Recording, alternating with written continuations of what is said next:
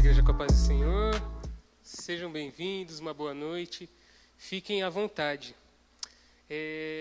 A proposta do culto de hoje é falar um pouco sobre o ato de reconhecer. E os textos que eu preparei falam de algumas outras coisas, mas nós vamos dar o foco em uma pessoa que teve problemas em comum com a gente e teve de reconhecer. E o texto base, os textos base... Bom, primeiro eu vou orar, já que vai ser alguns textos. Eu não vou parar a cada texto e vou orar, então eu vou orar para que o Senhor abra o nosso entendimento, para que o Senhor nos dê uma boa interpretação, uma interpretação fiel à palavra dEle. Que Ele prenda o nosso coração ao dEle, amém? Senhor Deus e Pai, nós somos gratos pela oportunidade de cultuar ao Senhor. Nós somos gratos porque o Senhor preparou mais uma noite, Pai. Somos gratos, Pai querido, pela Tua palavra que o Senhor nos dá. Pai querido, nos ensina, Pai. Ensina-nos a colocar cada coisa falada aqui nos momentos práticos da vida, Pai.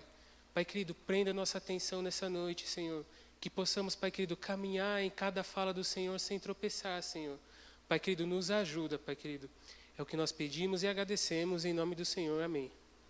E o texto que eu propus se encontra em Lucas 22, 31, 34, e vai ter um pouquinho mais à frente, e depois a gente vai voltar um pouco, porque Pedro tem algumas características, então nós vamos falar desse homem que já foi falado, parece que ele vai ser o protagonista da noite. E Lucas 22, 31, 34, se vocês quiserem abrir, eu já começo a ler aqui também, tá? Diz: Simão, Simão, Satanás pediu você para peneirá-los como trigo, mas eu orei por você para que a sua fé não desfaleça, e quando você se converter, fortaleça os seus irmãos. Mas ele respondeu: estou pronto para ir contigo, para a prisão e para a morte. Respondeu Jesus: eu digo, Pedro, que antes que o galo cante hoje 3 vezes, você negará que me conhece. E já vamos partir para o próximo texto, que é em Lucas 22, 54, 62. É facinho de continuar. E eu já vou passar a ler. Então, prendendo-o, levaram-no para a casa do sumo sacerdote. Pedro os seguia à distância. Mas, quando acenderam um fogo no meio do pátio e se sentaram ao redor dele, Pedro sentou-se com eles. Uma criada o viu sentado ali à luz do fogo. Olhou fixamente para ele e disse: este homem estava com ele. Mas Pedro negou: mulher, não o conheço, eu não conheço Jesus. Pouco depois um homem o viu e disse: você também é um deles, Pedro. Homem, não sou, Pedro respondeu. Cerca de 1 hora mais tarde, outro afirmou: certamente este homem estava com ele, pois é galileu. Pedro respondeu: homem, não sei do que você está falando. Falava ele ainda quando o galo cantou. O Senhor voltou-se e olhou diretamente para Pedro. Então Pedro se lembrou da palavra que o Senhor lhe tinha dito: antes que o galo cante hoje, você me negará 3 vezes. E o fato é que o texto realmente fala de uma soberania de Cristo que previa que o amor de Pedro não era suficiente para ele não negar a Cristo. O Senhor já sabia do que aconteceria, mas eu quero que a gente pegue os detalhes dessas falhas de Pedro, dessas autoafirmações de Pedro. E o primeiro ponto, na fraqueza de Pedro, é a humanidade. E fraqueza é uma palavra que nós podemos ligar diretamente à humanidade. Quando falamos de humanidade, podemos falar de fraqueza. E isso é um fato. Pedro era tão humano, que ele era fraco. E ele tinha um apego à vida. Muito provavelmente, essa situação de negação de Pedro, ele tinha medo de sofrer da mesma condenação de Jesus.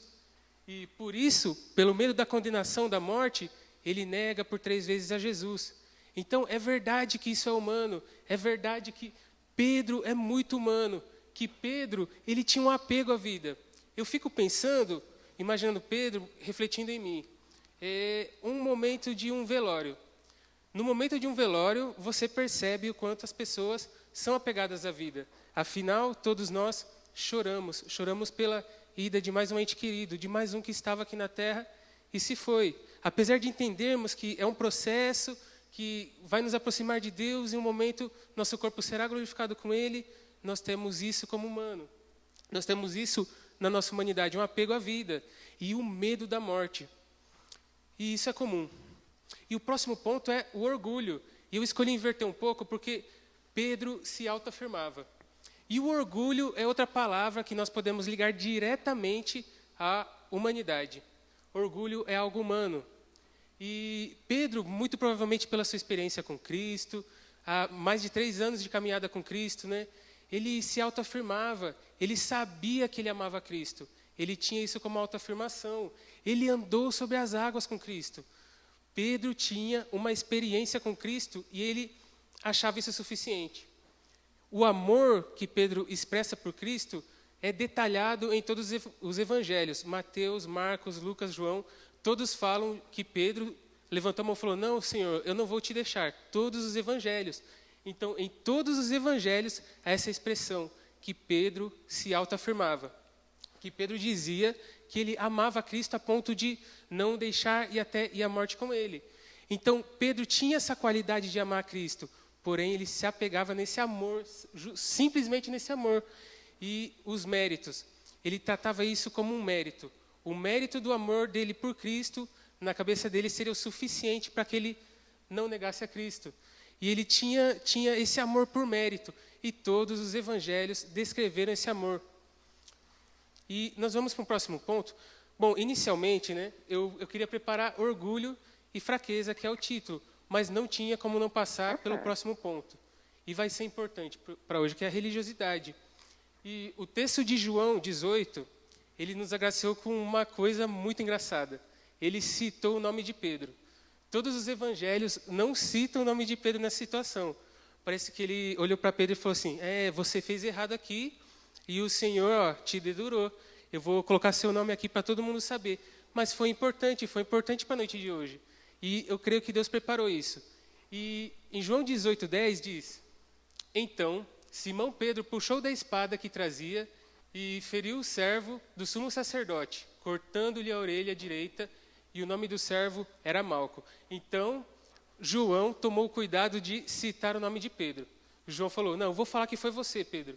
E foi importante para a gente entender nesse mesmo estudo esse defeito de Pedro. E Pedro, muito provavelmente, queria compensar uma falha dele. Ele queria compensar, provavelmente, aquela falha no Getsemane. No Getsemane, quando o Senhor foi ao monte orar, ele pediu para que Pedro, junto com os outros, para que ele vigiasse. E Pedro dormiu. Então, muito provavelmente, esse ato muito visível, foi para compensar essa falha. Outro detalhe é provar que aquilo que ele tinha dito antes, que ele amava Cristo, era verdade. Ele tentou provar com uma atitude muito visível que era verdade, que ele amava Cristo. E realmente ele podia amar Cristo, mas ele se apegava demais a essa verdade que tinha no coração dele, de que ele amava Cristo, e colocava esse amor dele no centro, né? Então ele tentou provar que amava Cristo com um ato religioso, provando, mostrando, com um ato aparente. E ele queria se sentir livre. Ele queria se sentir livre da verdade de que ele podia negar a Cristo. Ele queria se sentir livre dessa verdade de que o amor dele, por si só, não era suficiente para ele continuar com Cristo. Ele precisava argumentar de alguma forma para se sentir livre de que era possível que ele não negasse a Cristo, por mais que Cristo já tivesse profetizado, né, e entendido.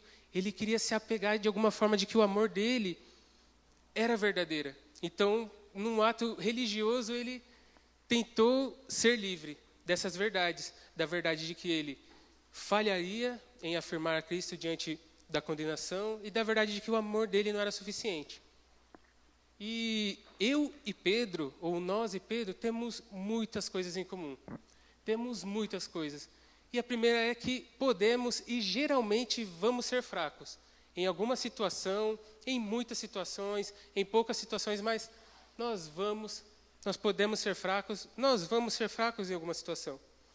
E isso é normal, isso é humano. E se autoafirmar nem sempre vai fazer isso mudar. Tinha uma ilustração, só deixa eu me lembrar, que agora eu esqueci. Tá, o outro fato é que nós podemos também ser orgulhosos. Igual Pedro, nós podemos ter muito orgulho de tudo que nós vivemos. Lembrei. A respeito de sermos fracos, nós podemos não conseguir fazer algo. E quando não conseguimos fazer algo, nós podemos tentar de alguma forma compensar isso mostrando, né? Tentando mostrar de alguma forma que, cara, eu sou fraco aqui, mas se eu fazer algo visível, eu posso ser forte de alguma forma, mas a verdade é que força ou fraqueza não é o que você faz, mas é o que você é. Nós podemos ser orgulhosos. Eu vou contar uma historinha nesse daqui. Um pastor, um jovem pastor recém-formado, ele passou com as melhores notas na faculdade de teologia. Ele tinha um vocabulário muito bom, muito bonito. Ele falava bem demais, cara. Ele usava termos técnicos e ele era muito bom. E isso era um mérito dele, né? E no primeiro culto que ele foi pregar, ele mostrou tudo isso. Ele argumentou, provou e falou com palavras técnicas. E para ele o culto foi ótimo.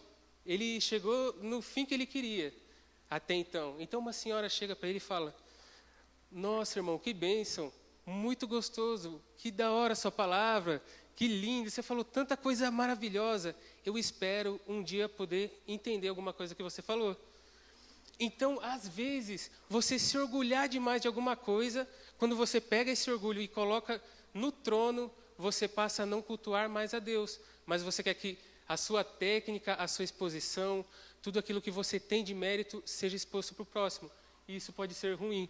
E nós podemos ser religiosos. Religiosos para compensar alguma falha. Religiosos para mostrar que realmente o que nós falamos é verdade. Isso é religiosidade. Uma outra ilustração muito interessante é de um pai que pede para uma menina, para sua filhinha, para arrumar o quarto. Arrumar todo o quarto, varrer, arrumar gaveta, colocar sapato na sapateira. Eu tenho dificuldade nisso daí. Ele pede tudo isso. E essa menina entende: tá bom, pai, tá bom, eu vou fazer. Aí ela pega, olha, ela tem certas dificuldades, talvez uma coisa ou outra ela não alcance, ela não consiga fazer, só que ela decide escrever uma música. E ela escreve uma música sobre arrumar o quarto. Ela compõe, fica linda a música, e vai lá e corre para o papai e fala: papai, papai, papai, olha a música que eu fiz sobre arrumar o quarto. E o pai dela se alegra e fala: nossa, que música linda, mas e o seu quarto, você arrumou? E ela abaixa a cabeça e volta: não, eu não arrumei meu quarto. E depois de um tempo ela volta de novo e fala: papai, papai, eu escrevi um texto, eu fiz uma pregação sobre arrumar o quarto, olha que legal, olha tudo que eu sei sobre arrumar o quarto. E o pai dela olha, já desconfia e fala: nossa, muito bom, mas e o seu quarto, você arrumou? E ela sai cabisbaixa: não, não arrumei. E a verdade é que nós podemos ser assim. Às vezes, com muito serviço na igreja, ou com muito vocabulário, ou com muitos méritos, nós podemos atribuir isso como o centro da nossa vida, o que não é bom. E o que nos passa para o próximo tópico, que nós devemos caminhar até a polpa. Eu defini até a polpa porque esse texto é muito interessante, tem muito a ver. Bom, no texto também tem outros caminhos que nós poderíamos seguir, mas a realidade do encontro com Cristo. E é esse o foco que eu quero dar. Em Marcos 4, 37 e 40. E diz assim: ora, levantou-se grande temporal de vento, e as ondas se arremessavam contra o barco, de modo que o mesmo já estava a encher-se de água. Jesus estava na popa, dormindo com a cabeça sobre um travesseiro. Os discípulos o acordaram e clamaram: mestre, não te importa que morramos? E ele se levantou, repreendeu o vento e o mar e disse: aquiete-se, acalme-se. O vento se aquietou e fez-se completa bonança. Então perguntou aos seus discípulos: por que vocês estão com tanto medo? Ainda não têm fé? E a verdade é que, pelo simples fato do texto afirmar essa humanidade de Cristo, um Cristo que dormia na popa, ele afirma que o Senhor não só enxerga seus problemas, mas ele conhece, ele foi humano, ele tem empatia com seus problemas. Isso já era suficiente, já devia ser suficiente para nós tomarmos a iniciativa de nos achegar até a Cristo. Mas o detalhe interessante é esse daí. Muito provavelmente, os discípulos estavam na proa ou no meio do barco, e Jesus estava bem lá atrás, na popa. E a verdade é que eles tiveram que observar a tempestade. E estava chegando, eles tiveram que enxergar isso. Esse foi o primeiro passo. Eles tiveram que admitir. Eles tiveram que entender que, de certa forma, eles não conseguiriam impedir que essa tempestade viesse. E eles tiveram que se virar e caminhar até Cristo. E está vendo esse barquinho? Imagina ele no mar calmo e você tentando caminhar nele. Já é meio difícil, né?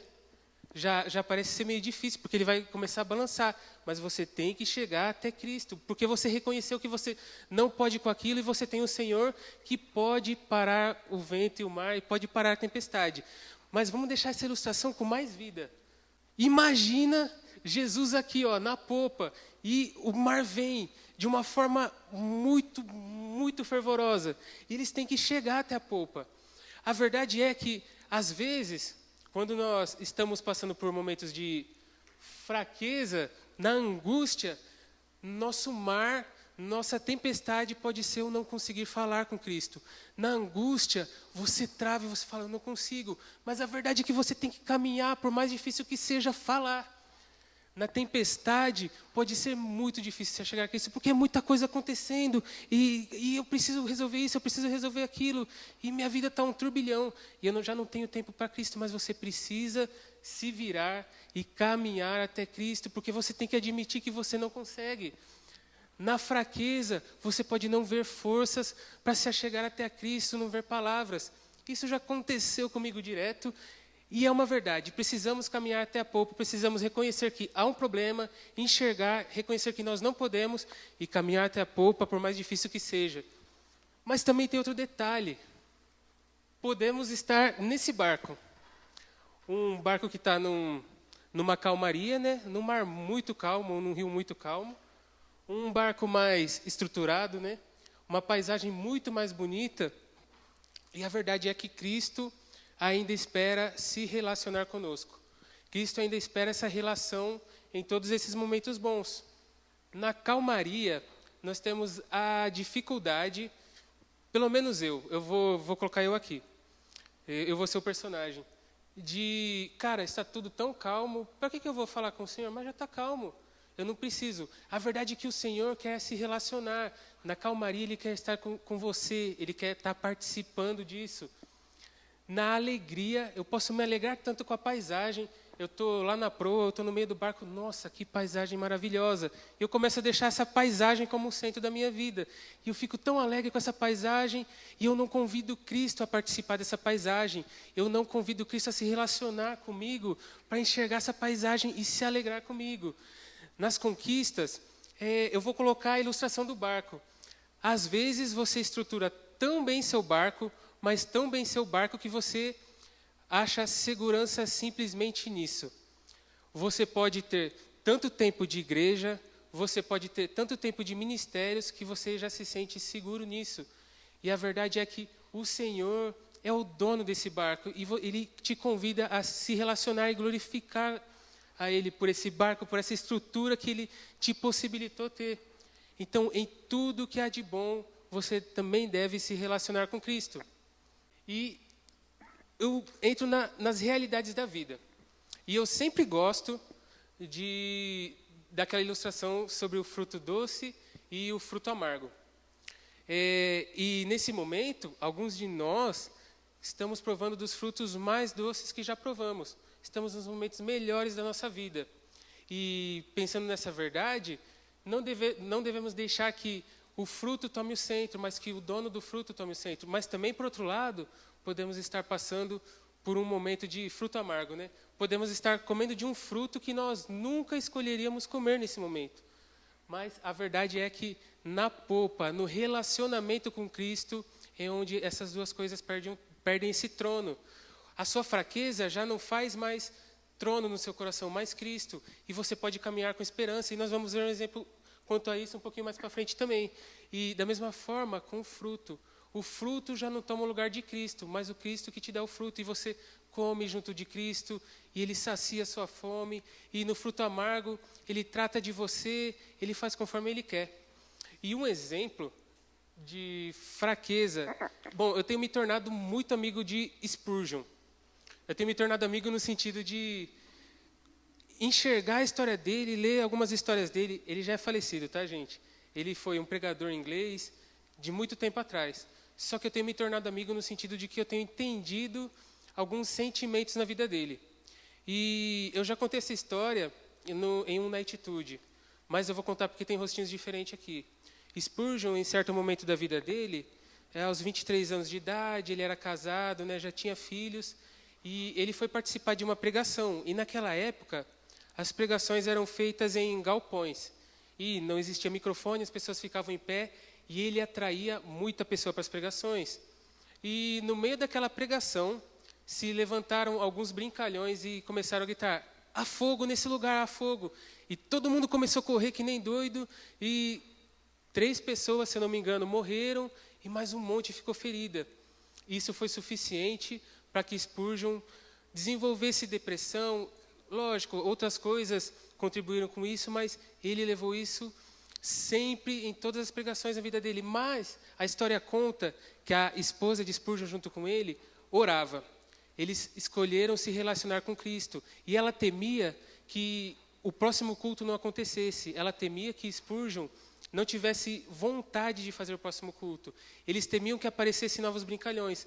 Mas todas as noites ele orava e falava: Senhor, eu tenho tanto medo que apareça um brincalhão de novo em um culto. Eu sou tão fraco, eu não tenho controle sobre a vida. O luto ainda me persegue.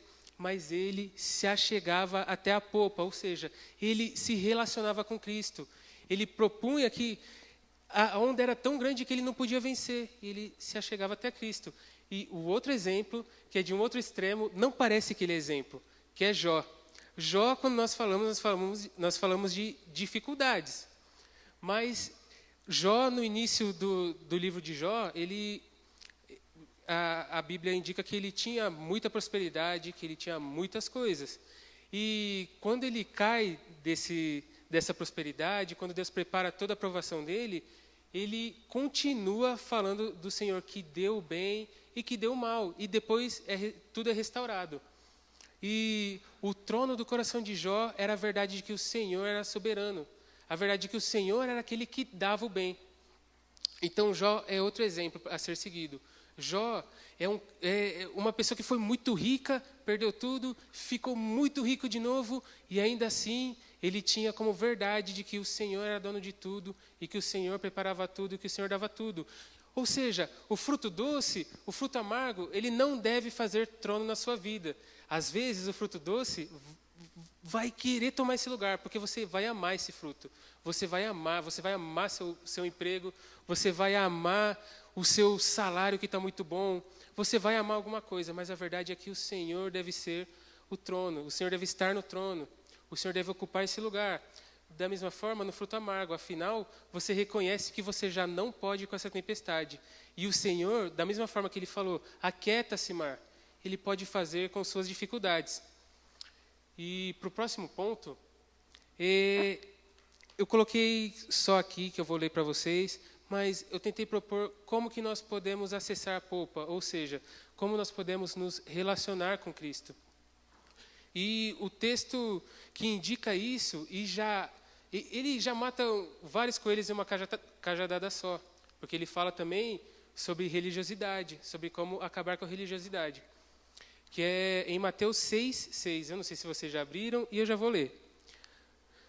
Tu, porém, quando orares, entra no teu quarto e, fechada a porta, orarás ao teu Pai, que está em secreto, e teu Pai que vem em secreto te recompensará. Então, o primeiro ponto é: todas as suas obras não devem ser o fim principal, mas o seu relacionamento com Cristo. Com certeza, nesse texto, após a crítica, né, que ele fez aos fariseus, ele está falando: não, o importante é o relacionamento comigo, e não o quanto você mostra do seu relacionamento comigo. Então, ele já mata o coelho da religiosidade. Ele já fala assim: o importante é o relacionamento que há comigo.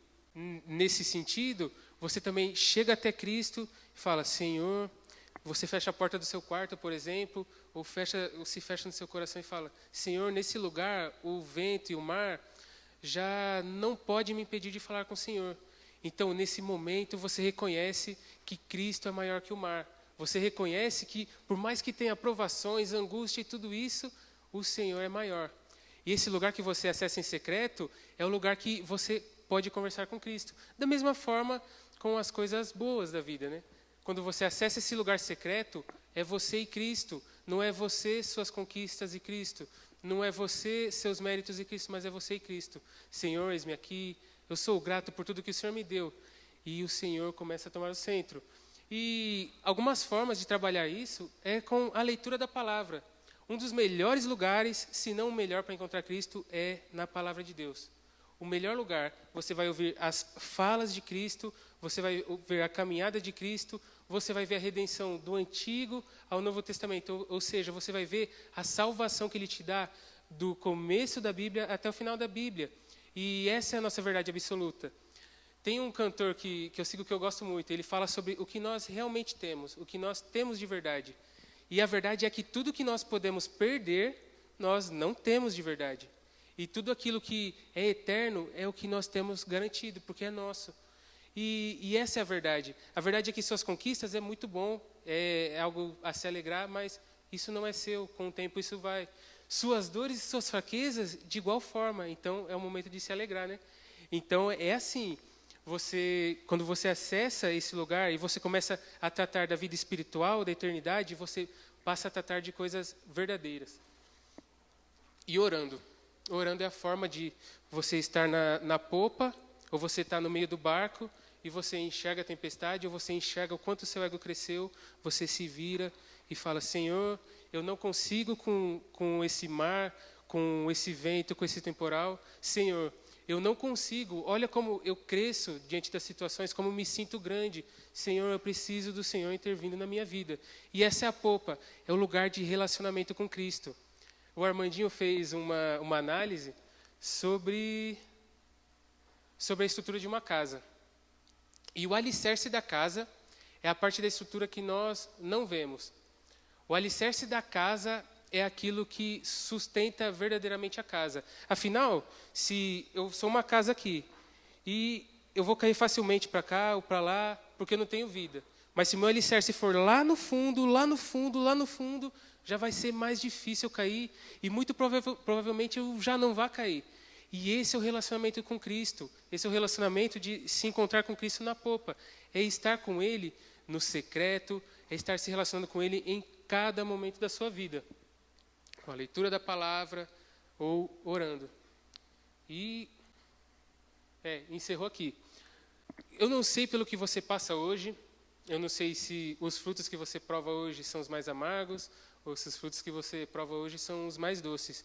Mas a verdade que o Senhor tem para nós hoje é que Ele quer se relacionar com você. Ele quer compartilhar da sua alegria. Ele quer ser glorificado na sua alegria.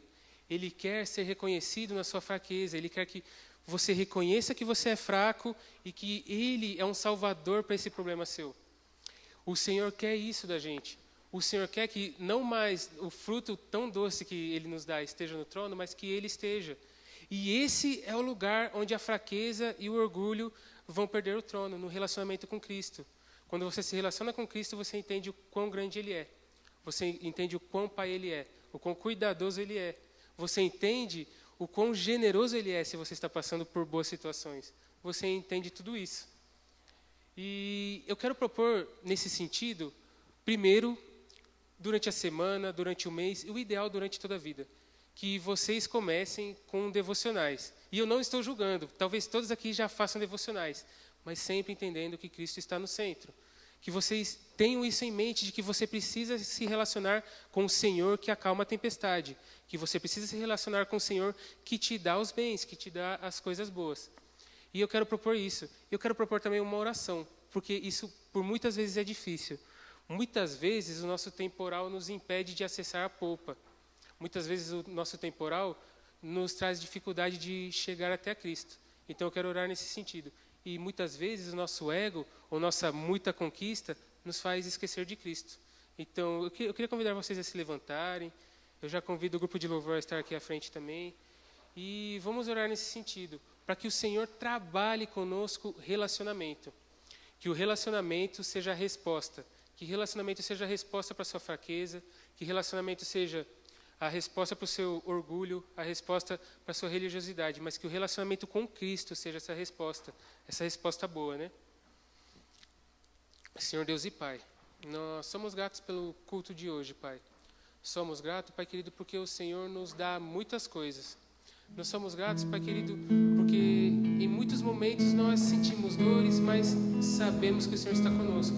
E queremos pedir, Pai querido, muito além desse entendimento na mente, Pai querido, traga para o nosso coração, Pai querido, que possamos, Senhor Deus, aprender a nos relacionar com o Senhor, Pai. Pai querido, quando os dias bons vierem, que possamos nos alegrar com o Senhor e sermos gratos ao Senhor. Mas, Pai querido, quando os dias maus vierem, Pai querido, que nós possamos, Pai querido, reconhecer que nós não temos mais forças e que o Senhor é o Salvador e que o Senhor pode dizer: aquieta-te, tempestade. Pai querido, que nos dois extremos da nossa vida, Pai querido, possamos ter como prioridade o nosso relacionamento com o Senhor, Pai querido. Pai querido, nos ajude na leitura da Tua Palavra, Pai querido. Nos ajude, Pai querido, na nossa dificuldade de entendimento da Tua Palavra, Pai. Pai querido, nos ajude em oração, Senhor. Pai querido, quando não tiver mais palavra, que o Senhor interceda por mim, Pai querido. Quando não tiver mais força para acessar um lugar que o Senhor sempre está, Pai querido, que o Senhor me ajude, Pai. Que o Senhor, Pai querido, caminhe comigo, Pai querido.